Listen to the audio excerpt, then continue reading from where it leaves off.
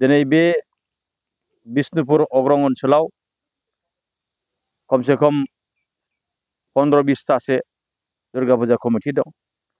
दिनै आं दा दंफैयो 2 नं अग्रं, बेयाव फैगोन दुर्गा फुजाखौ बिथांमोना गोख्रोङै फालिनो नागिरदों।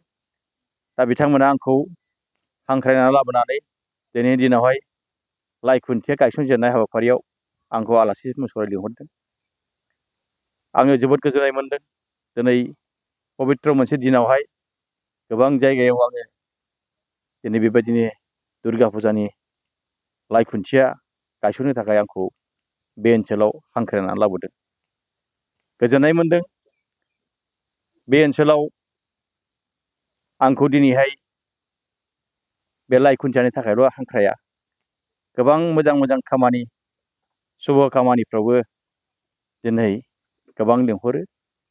बे लिंहरनायावनो मोनसे आन्दाज खालामनो हायो जे दिनैनि दिनावहाय बिसोरनि गेजेराव आरो जोंनि गेजेराव राजखान्थिनि जि बन्धु बे जोबोद मजबुत जानानै दं होननानै आं आन्दाज खालामनो हायो आरो।